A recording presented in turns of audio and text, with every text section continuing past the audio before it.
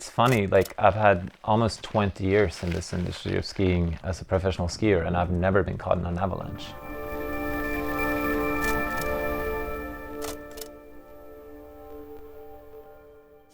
Do you want to talk about the elephant in the room?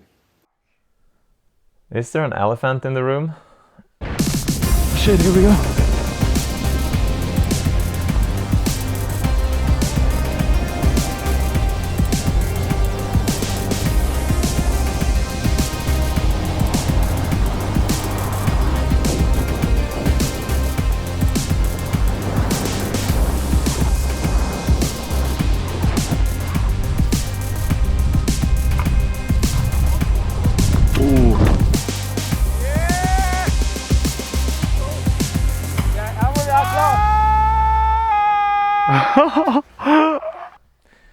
Yeah, so I've definitely gotten a bit of feedback after showing the movie that, well, basically there's a little bit too much of a relaxed approach to avalanches.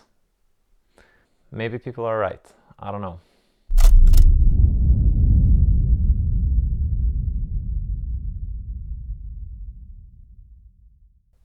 The subject of avalanches is a tricky one, I think.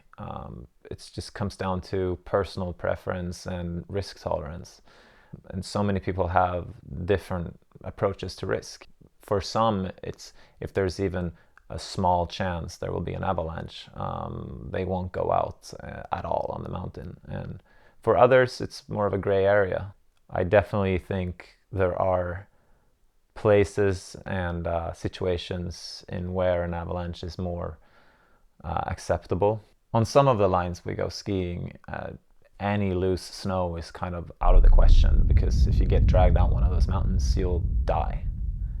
But then there's also a lot of terrain where I feel more comfortable or more relaxed towards the idea of knocking off a little bit of snow and kind of playing it by ear and see how I react to that kind of stuff. And it's not always a mistake if there's some snow moving on a line. Earlier this winter, in January and February, southern Norway had a lot of variable conditions with high winds and lots of fresh snow.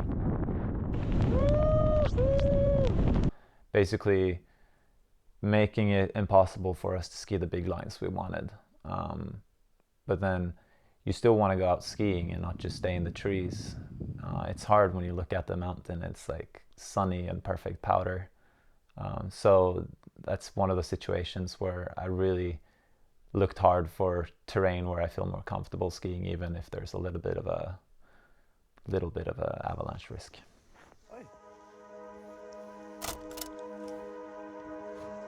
So Trig, what's the sitch here? Situation is, we assumed we could down climb onto the ridge that we were going to ski from, which we couldn't, which you should never assume in Sunnmøre, because the mountains are way too alpine here. And also we're kind of sketched out on the avalanche situation. So I think we're just going to do a mellow cruisy run down here, which might slide a little bit, but it's very non-exposed and very chill, so you can just straight line out of anything sketchy that happens. Don't do this at home, kids. And then possibly after that go and ski that next phase, which is hopefully slightly better aspect avalanche wise and also a bit less steep, and just have a cruisy day. Cruisy day it is. Yeah.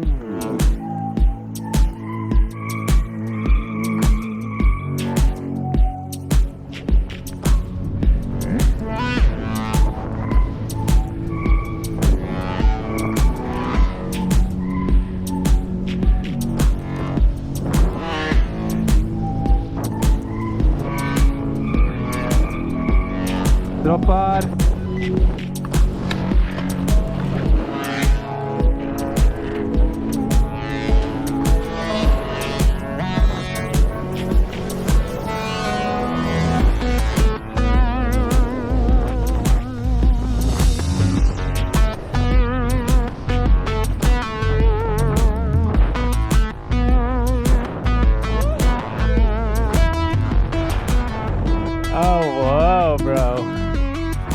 descent. Jesus.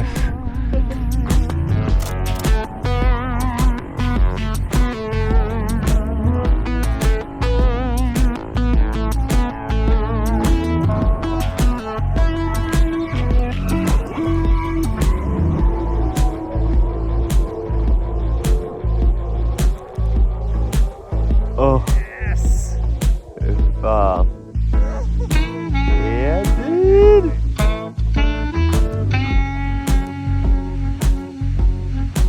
So rewarding! What?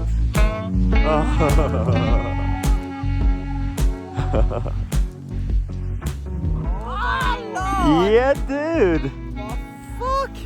Holy shit! Vad fan skjer med snøen da? It was so good! Snow is perfect! Perfect! I don't think it could have been any better. No, no way. Like anything different in the snow and it would have been worse. Retarded. Perfection, yeah, perfection. Jesus. In southern Norway, there's this valley called Jostedalen that has that exactly the kind of terrain usually looking for when there's a high avalanche risk. Smaller faces, playful mini golf terrain, as we call it, with a lot of features and not the biggest runouts and no terrain traps to get caught in. So I gathered a crew of local shredders that were all kind of on the same mindset. They want to go out there and see what happens and just kind of keep an eye on each other and kind of play with the limits a little bit. I think it suits a snowboarder because it looks more nice than It's a good point. It's a good point. toe side, and then you just drop out the small nipple at the bottom, and that's like the snowboard drop. You said nipple. Yeah, or the big diving board, Or the big diving board. the big Jacob diving board. Right there. And that landing is probably going to be way flatter than I think. Jump off the mushroom rock. Ski the big face. Dump speed. Air off the diving board. Stomp. Right out next to Avalanche. Success. I just put in a little line here behind me. And that line is basically the ideal direction off the takeoff on this cliff in order to land where I think the sweet spot is. It can be kind of nice to have as a guide from above because everything looks different from above. So now I have a little pointer, little guide at the bottom of the valley where I can put my trust into my initial assessment, and hopefully it lines up.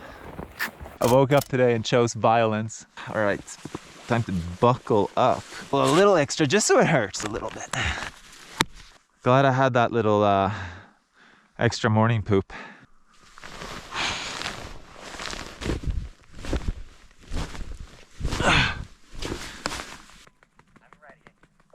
Ready to send it? Are you ever really ready to send it? It's not when you look from here. It is so blind. Going into the abyss.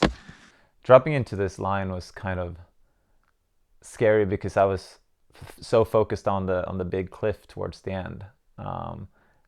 But I also was going to ski into it above this like huge convex snowfield where I was pretty sure there was some instability after all the high winds we've had. So it was kind of like weird juggling those two fears in my head at the same time. Okay, Jakob dropping in 5, 4, 3, 2, 1. Send it. Have fun.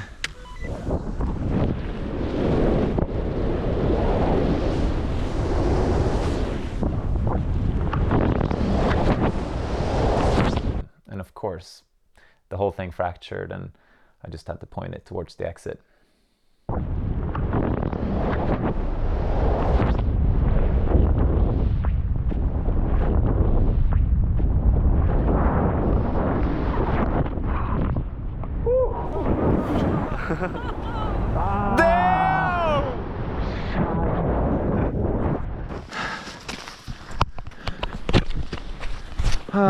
well, really wanted a backflip, but I was kind of hard to get my composure together when all of the snow fractured around me. But then looking back, you should have just done it. You should have just done it. What's wrong with you? As soon as I got down and kind of like gathering myself after what had just went down, I radioed up to Lars and told him that it was super touchy, and if he wanted to ski anything similar, just, you know, hit the gas, go fast, and we'll keep an eye on you. It was just as touchy as expected. Be very prepared to go fast. And he skidded so well. It was like so impressive to watch it.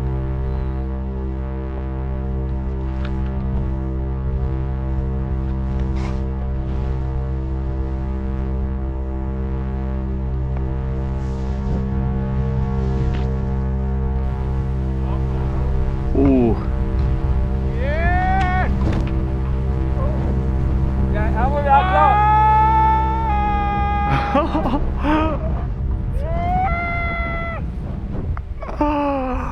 Oh my god! Holy fuck! Oh! Face cleaner! Oh my god! The semi-responsible skiing.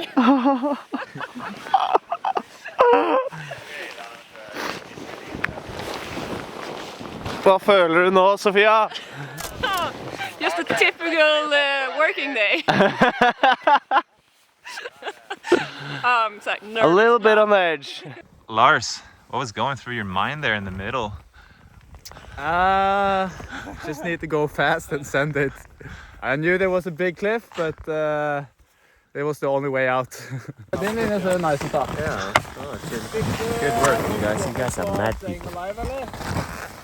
You guys are mad. Coming from a madman himself. Mad. It's a mad one.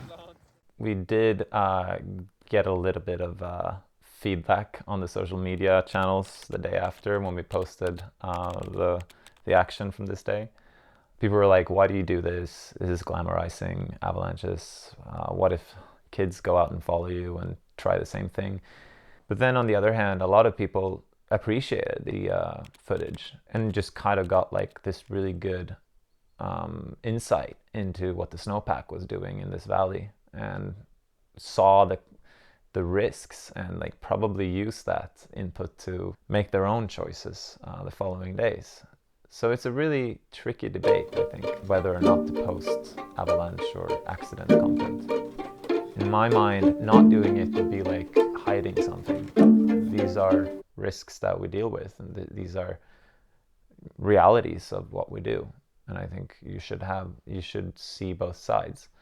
I, as a surfer, I'm not gonna watch footage from like Jaws at Hawaii of professional big wave surfers going down these mountains of water thinking I'll go do that next week, because I would probably drown. I probably look at my audience with some optimism and like believe that they are wise enough to make their own judgments about these things, not just blindly follow what we do.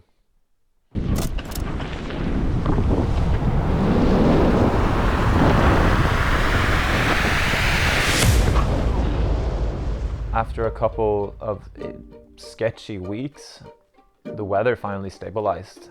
We went up to Sunnmøre in central Norway, and we're faced with this like epic run of powder days and sun and no wind. So all of a sudden we found ourselves skiing steep and playful terrain without so much of an indication of any abbey risk. We had the best time, and for a second there it was like the whole idea of avalanches just weren't in our minds. Damn! All right, I'm ready. Ready to drop. Dropping!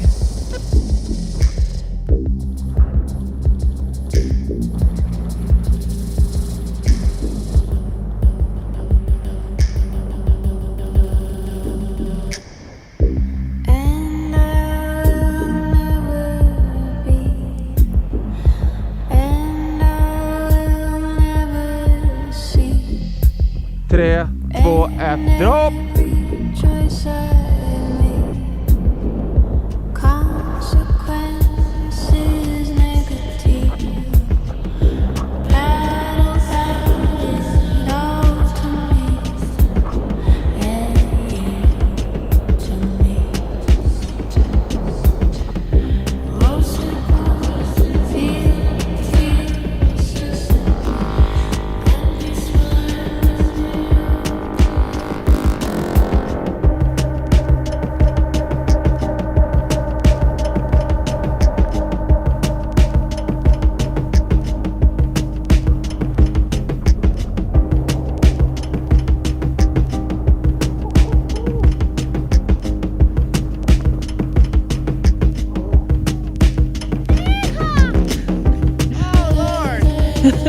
Oh Lord!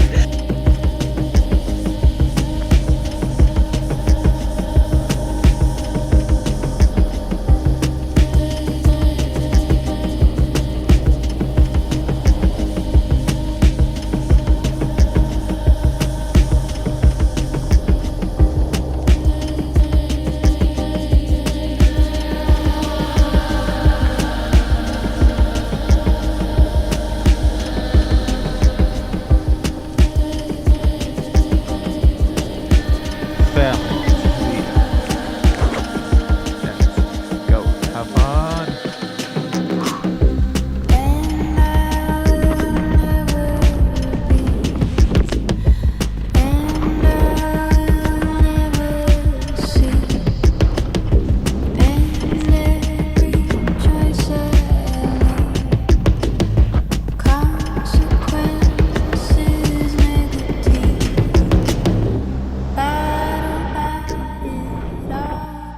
Alright, back up for a sunset run. 2 laps down on the mini golf face. It was super fun. And now for the grand finale. Go head up the main peak and hopefully, if I'm fast enough, get sunset light and yeah, make some magic happen. Time for a long, sweaty ski tour. Alright, this is it. Time for, forgot the last minute light up in this amazing run. Running up here only for this shot and didn't even have time to take a goddamn phone selfie, but this is for the art. We're gonna get it. Ja, är du med då? Dropping on 5.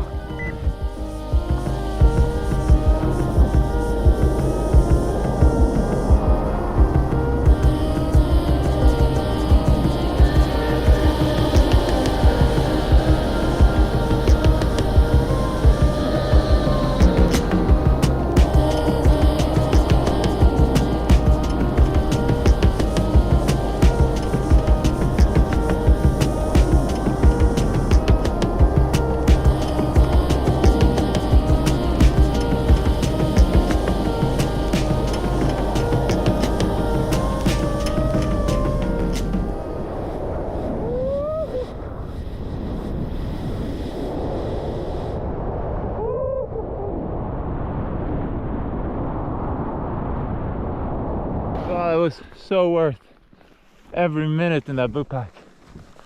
Holy shit. What an insane way to finish a day. Oh my, that was so fun. Oh. I'm so freaking happy.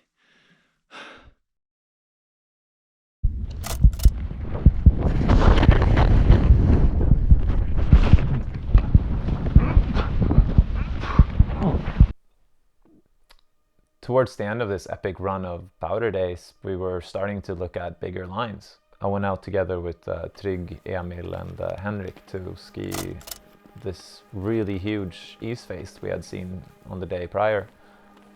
It's this really complex line, 700 vertical meters, winding couloirs and powder fields and spines with almost all aspects, east, northeast, southeast, south. It was just like a lot of stuff on this face that could go wrong with big exposure at the bottom. But we were confident, so we went for it and didn't really see any issues on the way up. Snow seemed great, there was no wind, and yeah, it felt like all systems go. When we were at the top, we decided Trig was gonna drop in first because his line was losing light. I'm ready. All right. Okay, Trig dropping in 10 seconds. 9, 8, 7, 6, 5, 4, 3, 2, 1.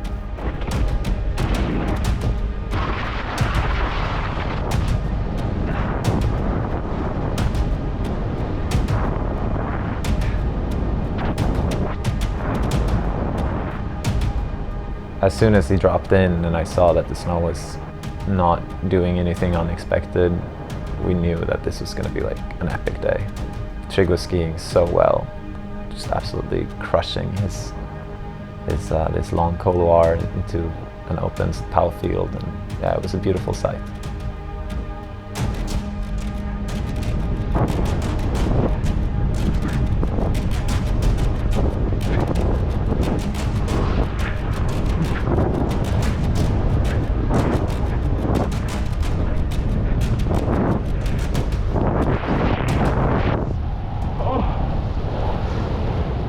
Wow. Wow.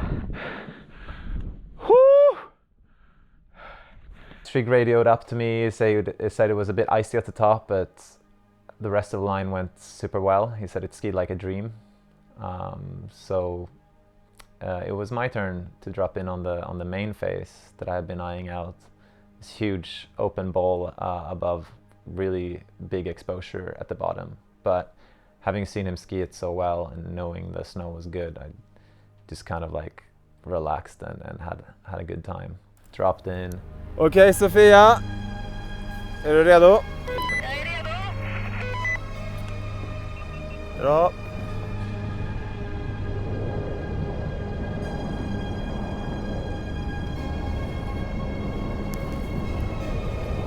Yeah, Jakob. Oh, come on. And yeah, snow was epic.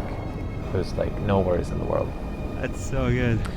Then like 500 vertical meters lower, coming down towards the bottom part, I was already like kind of out of harm's way.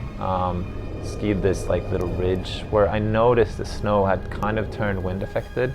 It was probably like the only like wind exposed spot on the line. And I noticed that it was pretty thin, like an isolator underneath. But I was already like on my way towards my safe spot at the very bottom, so I wasn't too worried about it. And this is where I should have probably like kept in mind that the whole thing changed aspect towards the very bottom. And just that little south flank above my exit turned out to be super loaded. And as soon as I dropped in on that little flank, it just fractured around me.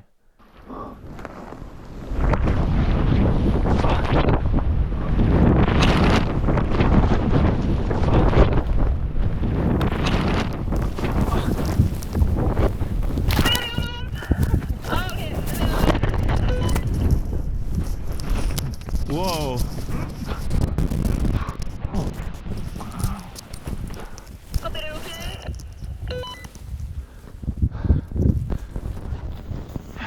I'm all good. I'm all good.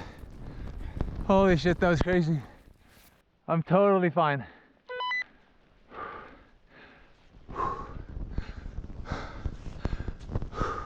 It was definitely scary because had I known, or if I had taken that like little exit flank into consideration, like knowing it would be unstable, I would have probably just pointed it across it.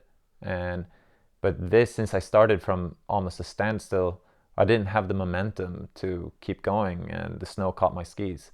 And immediately I started thinking about the exposure below, because there was a little bit of a cliff, there were some rocks, there were trees. All these are obstacles that can really mess you up. But I went right past them, and then it got even worse because that was the first time it actually like went dark. I had snow up over my head. I couldn't see anything. And I was like, wow, this could be a lot more snow than I actually thought.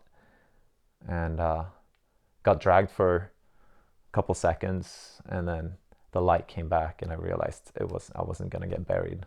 Came to a stop and just like felt myself and realized I was fine. Oh wow, that was very scary. Almost handled that, but I'm fine. Jesus, close call. Yeah, it was definitely a bit of a shit show, and something that, I mean, it's hard to learn from, but I'll definitely take away something, I think, because I was getting dragged in this little avalanche, but Trig was filming from the bottom, and he was busy filming my slough going off a different cliff, so I didn't even see it happening. Both our drones were super high up, so you couldn't really tell what was going on. Sophia lost sight of me and thought I was buried. As if it couldn't get any crazier, my radio had switched channels. So when I radioed everyone telling them I was fine, they didn't get that. So for them, it was like probably a bit of an eerie moment there until they realized I was okay and they saw me hiking. Jakob just crashed on the end of his line, and I actually got really scared because it's so hard to tell from the drone like how bad the crash is, because the drone was pretty high up and then there was like slough coming down and I couldn't tell if he got buried or not. So yeah, I actually got a bit scared just a moment ago. I mean, he's fine. He lost his ski, so he's boot packing up right now, but I freaked out a bit. There he is. As you can see, a lot of slough where he crashed. It's a huge face. Fucked up and tumbled. He fucked up. But that slough was massive going over the cliff though. So sick. Trig think it was sick, I think it was scary, so I guess it's like a different perspective. There he is! That's a bummed person walking. Heavy steps. Super well skied up until that point though. Thank you, buddy. I was watching it coming down and it looked so sick, and then the slough came over the cliff and I was just so like taken in by the slough. I forgot to look at you, so I didn't see what happened. And as soon as it popped, I was like, yeah, maybe I can make like one turn and get out of it, but there's no way. I was already in it, it's already moving. Okay. So that's when I had to like, all right, straight line, I guess, and just jump the cliff. But if I'd just gone for the straight line right away, Yeah. I would have had like speed to get out of the slide. Yeah. Instead, that one moment of hesitation just put me like into it. But it looks super technical though. I mean, most people would probably like call it a day after something like that happens. But we were out there and we had like 8 more hours of light. The snow is beautiful, obviously everywhere, except for this like really isolated south aspect. And I've always been like a fan of getting back on the horse after something happens right away. We were looking at this huge, beautiful west face, completely sheltered from the wind. So Oh my lord. we went up that and skated in the sunset light. By that time, Okay, have a good one. that was what made the day, and I wasn't really like thinking about that accident the same morning. I don't know what I take away from this experience, but it's easy to get caught up in the big picture and forget about those little details. And in a way, that made this more dangerous than the little like planned avalanche lines earlier in the season. Like, I think it's good for me to get that reminder that on the big lines, you know, keep an eye out for the details, because that's where the devil lives.